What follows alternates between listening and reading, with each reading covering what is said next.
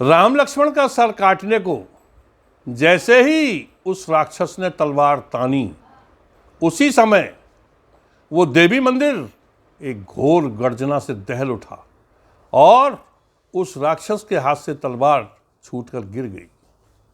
और तभी प्रकट हुए मकरध्वज के पिता पवन पुत्र हनुमान, और हनुमान ने गदा के प्रहारों से उस राक्षस को मार डाला और राम लक्ष्मण को कंधे पर बिठाकर युद्ध शिविर में ही ले आए। क्या आप जानते हैं वो राक्षस कौन था?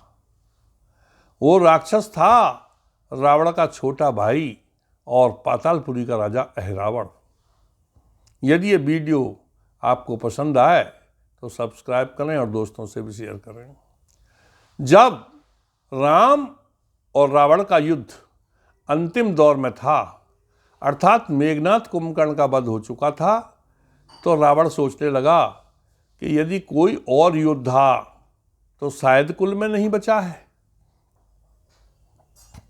ऐसा सोचते सोचते उसे अचानक ध्यान आया कि मेरा एक छोटा भाई पातालपुरी का राजा है जिसका नाम अहिरावण है। तो रावण ने तुरंत ही एक दूत भेजकर अहिरावण को बुलवाया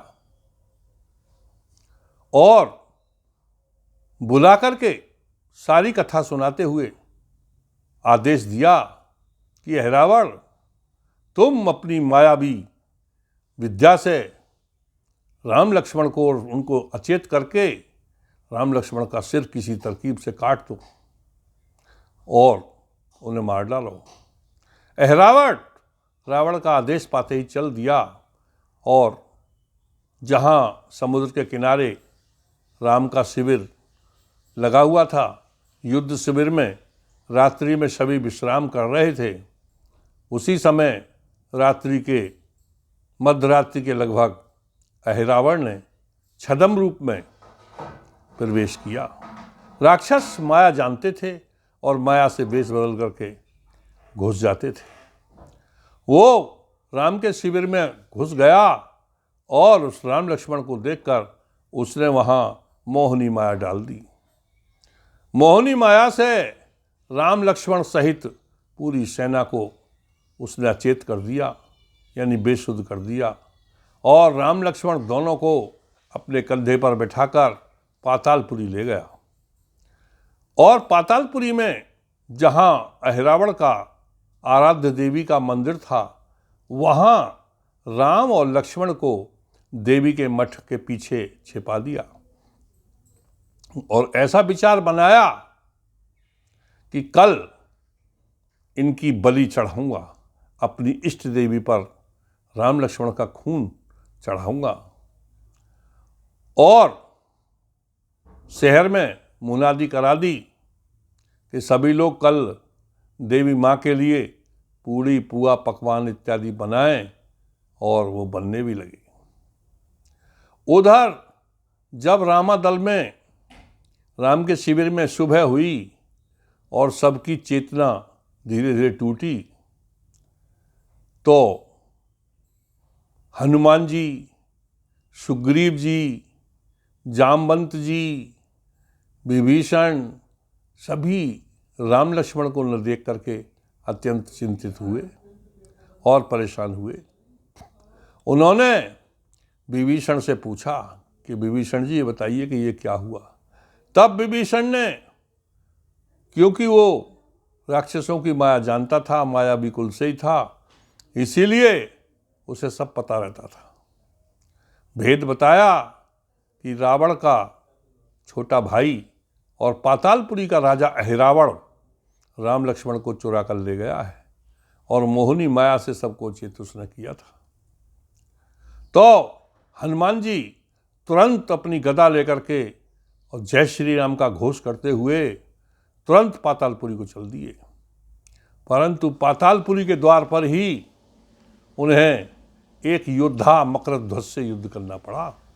मकरध्वज ने उन्हें रोक दिया और बानर कहाँ जाता है। तब हनुमान जी ने कहा, मैं पवन पुत्र हनुमान हूं, मैं अंदर जाऊंगा। कि नहीं, मेरे मालिक की आज्ञा है, मेरे राजा का हुक्म है कि कोई राजा के हुक्म के बिना अंदर नहीं जा सकता, और यदि तुम्हें जाना है तो मुझसे युद्ध करना होगा। और हनुमान में और मकरध्वज में अर्थात पिता पुत्र में युद्ध होने लगा। बड़ा गंभीर युद्ध हुआ, घोर युद्ध हुआ, और मकरध्वज ने हनुमान जी को गदा मार मार कर अधमरा कर दिया।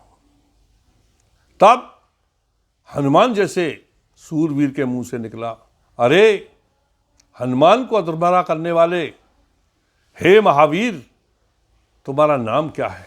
तुम कौन योद्धा हो और कहाँ के रहने वाले हो?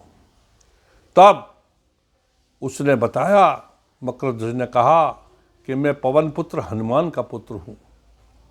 तब हनुमान जी बोले कि हनुमान तो मैं ही हूँ। मेरा पुत्र? मेरा तो विवाह ही नहीं हुआ, मेरा पुत्र कहाँ से आया? तब मकरध्वज ने कहा कि पिताश्री, जब तुम लंका को जला करके अपनी पूंछ की आग बुझाने समुद्र में आए थे, तो अत्यधिक गर्मी के कारण आपका शरीर तप रहा था, और शरीर तपने के कारण आपका थोड़ा सा वीर्य समुद्र में गिर गया था और उसे मछली निगल गई। मछली को एक मछुआरा जाल में पकड़ कर ले गया और अपने राजा अहिरावण को लाकर दे दिया। अहिरावण ने जब उस मछली का पेट चीरा तो उसमें से पुत्र रूप में मैं पैदा हुआ, और मैं बलिष्ठ और बलवान शीघ्र ही हो गया। मुझे अहिरावण ने यहाँ सेना का सेनापति भी बनाया हुआ है और द्वार की रक्षा के लिए रक्षक भी बनाया हुआ है। यदि तुम मेरे पिता हो तो अब ऐसा करो कि मुझे रस्सों से बांध दो, ताकि अहिरावण ये समझे कि मैं युद्ध हार गया हूँ। तब हनुमान जी ने वैसा ही किया और मकरध्वज को रस्सों से बांध दिया। तब मकरध्वज ने कहा कि अब अहिरावण यदि पूछेगा तो मैं बता दूंगा कि मुझे एक योद्धा अधमरा करके रस्सों से बांध गया। हनुमान जी वहां से चले और जैसे ही वो इष्ट देवी के मंदिर में पहुंचे तो मंदिर में पीछे से जाकर के चुपचाप छिप गए और पूड़ी पुआ पहले पकवान जो बने थे उन्हें खाने लगे। तभी कुछ समय बाद ही अहिरावण हाथ में नंगी तलवार लेकर के राम लक्ष्मण का सर काटने के लिए मंदिर में प्रकट हुआ, और उसने राम लक्ष्मण जो रस्सों से बंधे हुए थे उन्हें बंधनों को खोला तथा उनका सिर काटने के लिए उसने तलवार जैसे ही उठाई तभी हनुमान जी ने दहाड़ लगाई और दहाड़ के साथ ही मंदिर हिल गया और तलवार अहिरावण के हाथ से छूट गई। तभी हनुमान जी ने अहिरावण के कंधों में, भुजाओं में गदाओं के वार शुरू किए, जो कि हनुमान की आरती में आता है कि अहिरावण की भुजा उखाड़े, तोर पैताल पैतारे अहिरावण की भुजा उखाड़े। अहिरावण की भुजाएं उखाड़ दी और गदाओं से उसे मार दिया, और राम लक्ष्मण को कंधों पर बिठा करके पुनः जय श्री राम का नारा लगाते हुए बाहर आ गए और रामादल में पहुंच गए। रामादल में हनुमान और राम लक्ष्मण को देखकर सब खुशी की लहर दौड़ गई। तभी इसकी एक पहेली भी है कि ऐसी मस्की तनक न चस्की है गया और बखत करहिया को, न्योती गोरी जैंगा और रसिया कर गया और नास मढ़ैया को। अर्थात हनुमान जी ने देवी की मूर्ति को मस्तक करके बैठ गए और कढ़ाई जलने लगी शहर में, और कढ़ाई में पूड़ी कचौड़ी और पकवान बनने लगे और हनुमान जी उन्हें सब खा गए। और न्योती गोरी यानी देवी को न्योता गया था, परंतु रसिया यानी कि हनुमान जी उसे सब पुआ पूड़ी पकवान को खा गए और कर गया नाश मढ़ैया को, यानी कि अहिरावण का वध भी कर गए और पातालपुरी का राज भी समाप्त कर दिया। बोलो पवन पुत्र हनुमान की जय। जय हिंद, जय भारत।